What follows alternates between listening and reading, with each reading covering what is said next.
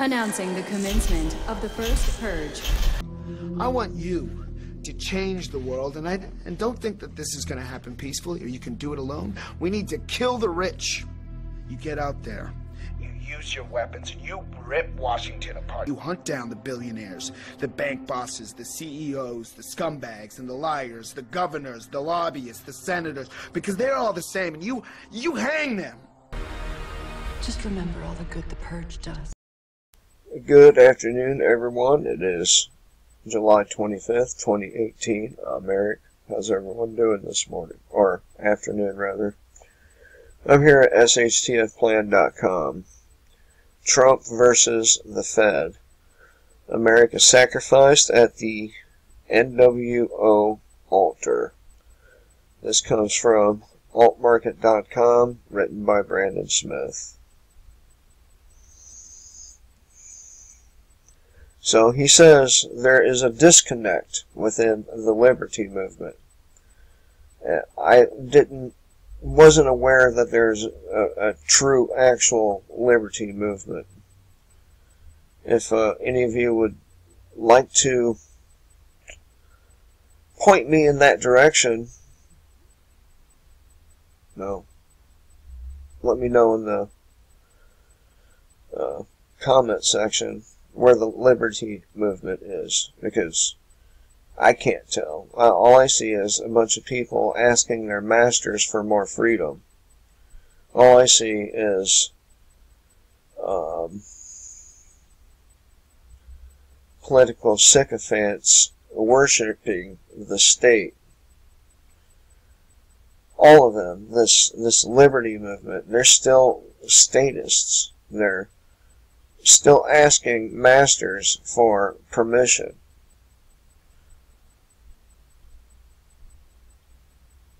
So, they say one part of the liberty movement thinks the notion of where to find the root source of globalism is right here in the United States. The imperialism is the foundation of the globalist scheme, and the dollar is the single most important mechanism supporting their power. And it is pretty naive and oversimplified to think of it that way.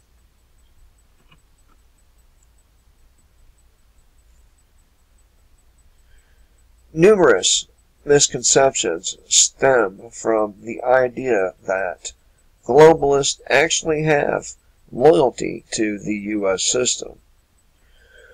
For example, over the past several years, you might have often heard the argument that the Federal Reserve would never end QE, that they would never let stock markets fall, that they would never raise interest rates, that they would inevitably go to negative interest rates, that they would never cut the balance sheets, etc., etc., etc. All of these assumptions were based on the idea that central banks and globalists need the U.S. economy and the dollar system in order to maintain financial control of the world in general. Now, if that were the case, people, then all of these trade agreements that Trump keeps talking about that are very, very bad for the United States would not have happened. The whole purpose is to destroy the United States and the population within it, so that a third world population can occupy the United States once again, and thus the globalists have a tighter control because none of them will be smart enough to do anything. They'll depend on the state for, what do they call it, basic income or universal basic income. That's what it is. That's what these people are coming here for. They're coming here to replace U.S. citizens. The 100 million that's supposed to remain isn't going to be anyone born here. It's going to be people that immigrated here, probably illegally.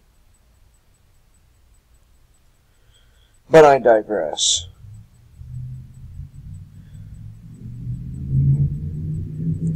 Listen to that shit. I would start over, but I've already done that a couple of times, so not this time. So where did I leave off? Right. So they have these assumptions that the U.S. economy is needed to support the globalists, but this cannot be true for the reasons I just pointed out. All these assumptions also turned out to be completely false, as the past couple of years of fundamentals show the direct effects of the Fed pulling the plug on its artificial support for the U.S. economy. Particularly, we have seen a spike in corporate and consumer credit, not seen since before the crash of 2008.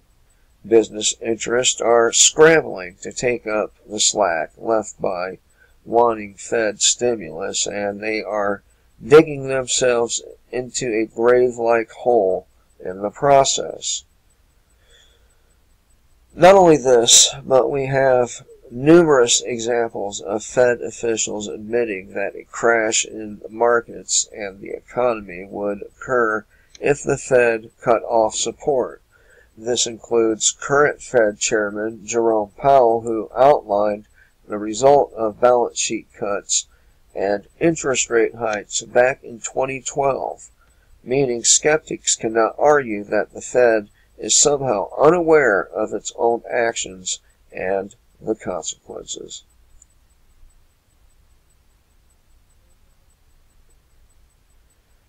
The central banks know exactly what they are doing and what will happen as a result. They are bringing down the U.S. economy deliberately. As multiple sectors hang by the thin thread of low but steadily rising interest rates and Trump's tax hikes, or cuts rather. Now, about Trump's tax cuts. How much good did his tax cut do you, personally?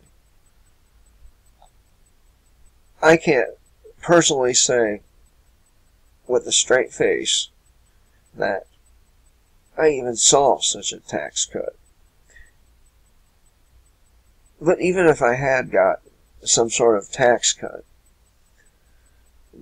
wouldn't the gas prices rising the way they have offset that tax cut, as, because really you're just getting that money back for the gas prices, or something like that, or higher food prices, both of which have been occurring. Higher food prices, higher gas prices. So, I digress once again, though.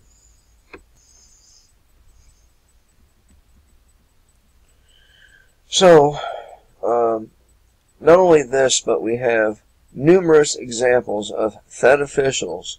Oh yeah, I already said that, right? Yeah. This has caused considerable confusion for many alternative analysts.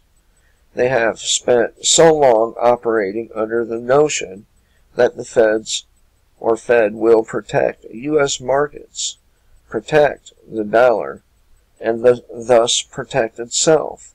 What they refused to accept was the possibility that the Fed is actually a suicide bomber, whose goal is to eventually destroy itself and everything around it, thus bringing down America from within.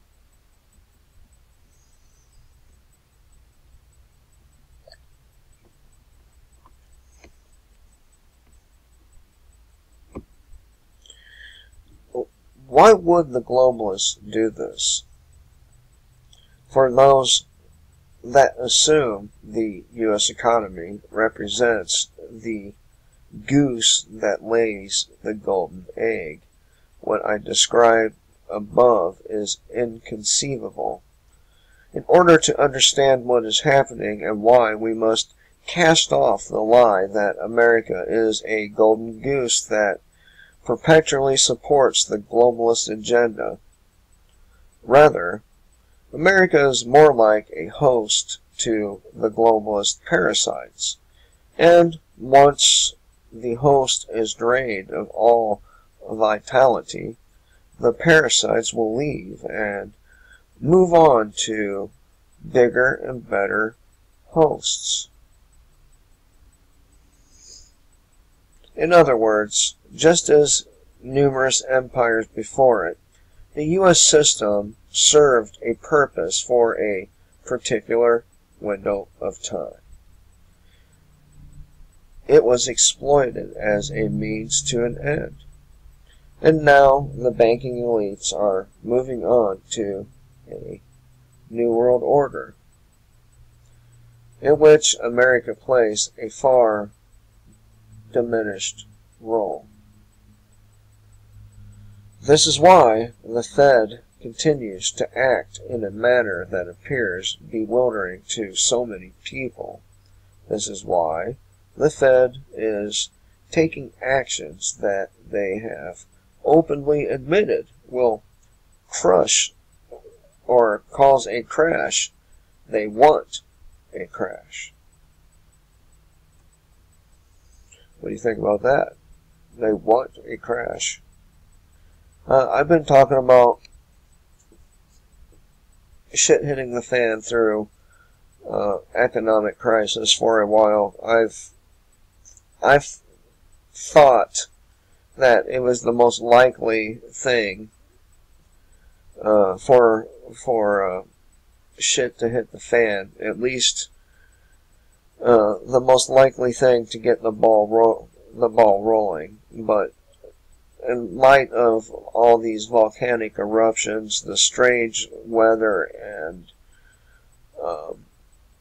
among other things, it could end up being nature that does it.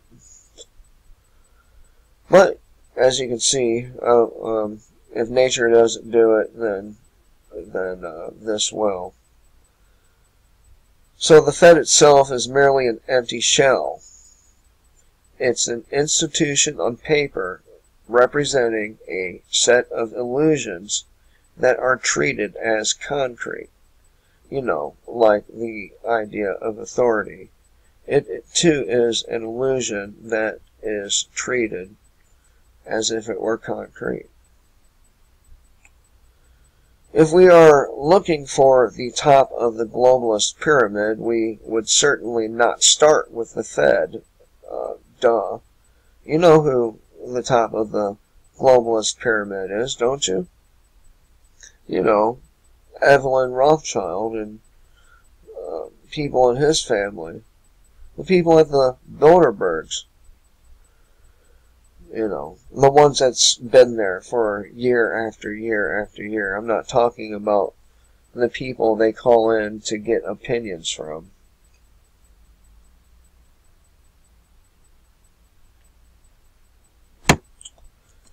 So, the Fed is a tool for manipulating the U.S. political framework and economic engine, and like all other central banks in the world, its policies are dictated by much more important entities like the Bank for International Settlements, or BIS. And all these banks are Rothschild, all the way. Of course, there's more stakeholders in these banks than just the Rothschild family, but he's key, or they are key.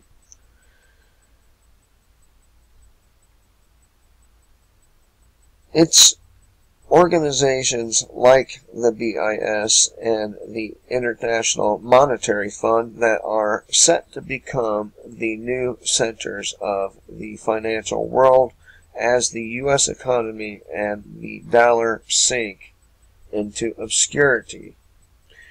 I'll outline this plan in detail in my article, The Economic Endgame Explained, but it has taken quite some time for the facts are presented to be accepted by a greater portion of the movement. I'm not really sure about what movement he's talking about. I see no movement other than idiotic ones like Black Lives Matter and Antifa and groups like that.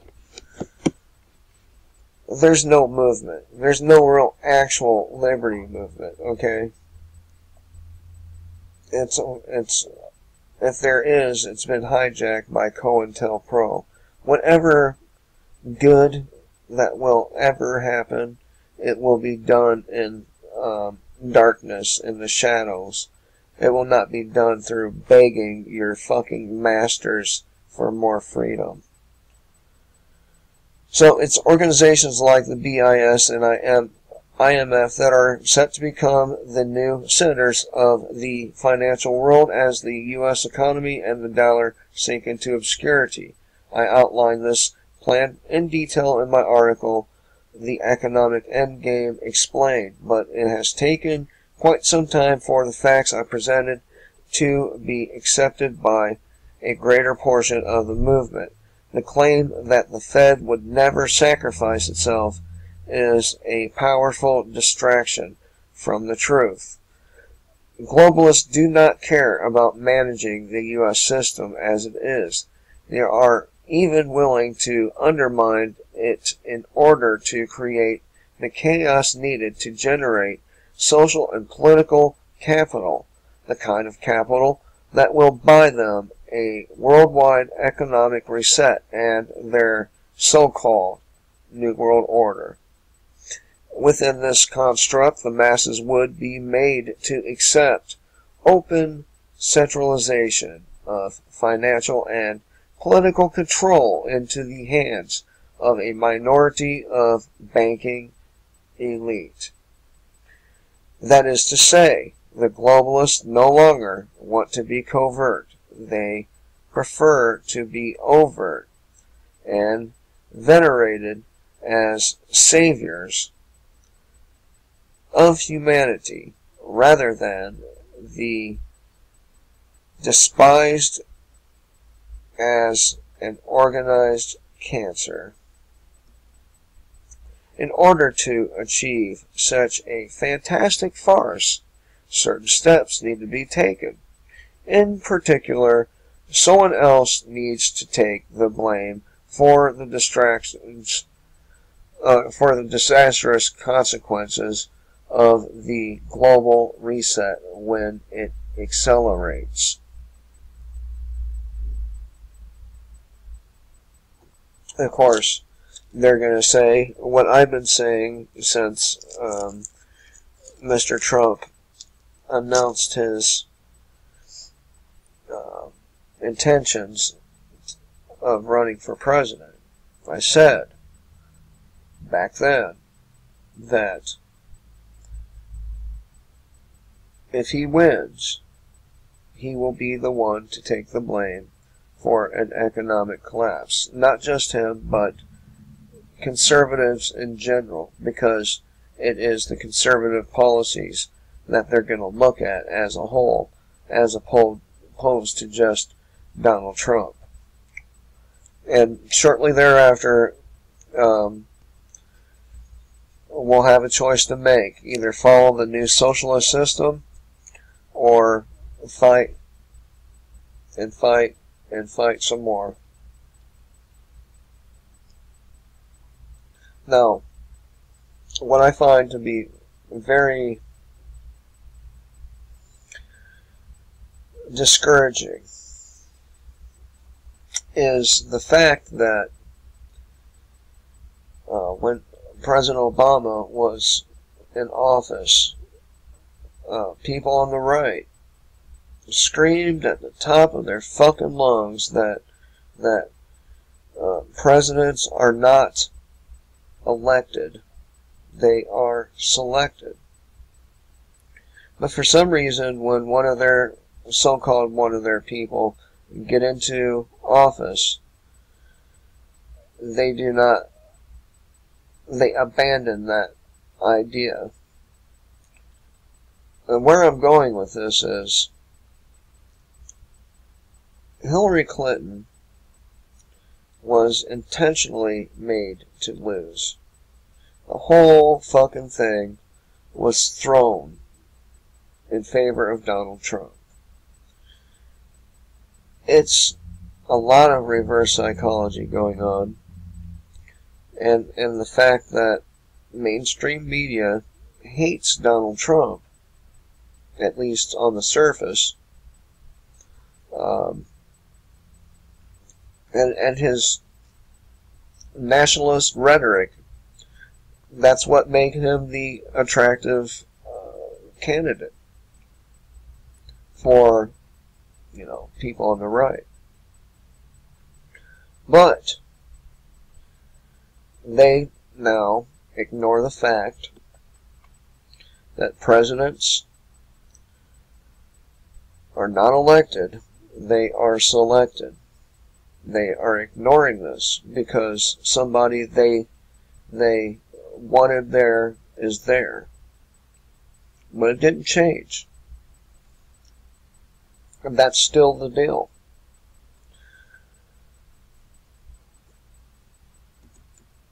Donald Trump fits the bill perfectly for a number of reasons, but the ultimate scapegoat for a crash of the U.S. system is not Trump alone, but the conservative ideal overall. I have argued for some time that Trump is likely controlled opposition, a Pied Piper for conservatives. His rhetoric is almost everything liberty advocates and Republicans like to hear. But his actions do not always match his words.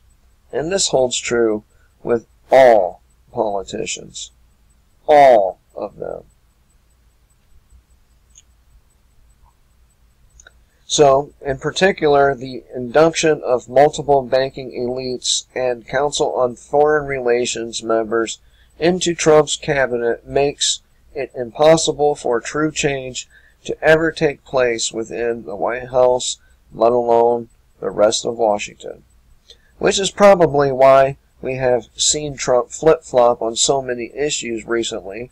Trump is supposed to be present, or is supposed to present the face of a populist conservative steward, while at the same time doing the bidding of the globalist handlers standing over his shoulder in the Oval Office.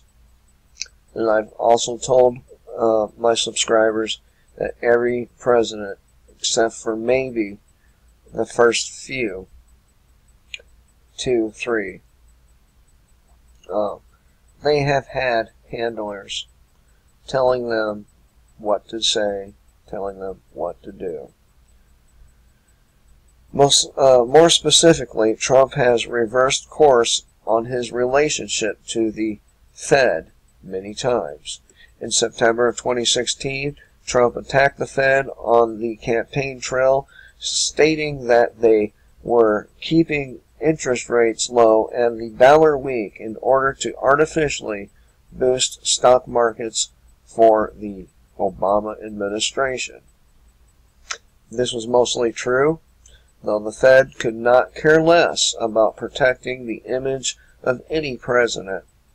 Instead, they were preparing for the global reset while getting ready to lay blame at the feet of their populist scapegoat. After Trump entered office, he suddenly changed his attitude, offering full support to Janet Yellen and then Jerome Powell, while taking credit for the spike in stocks fueled by Fed's balance sheet purchases and low rates. Trump at the time also stated that a strong dollar was better for America. Anyway, and just another example of controlled opposition. I don't think Trump is really fighting the Fed. I think it's all a show. I think that, like I told you, my subscribers, I don't know how many of you are throwovers from my first couple of years, but I said it over and over again. Trump is a Trojan horse. He is going to take the blame, and he knows it. He knows it. You're not a billionaire and not in the club. Alright? Hope everyone has a great day. Remember, kill the state before it kills you.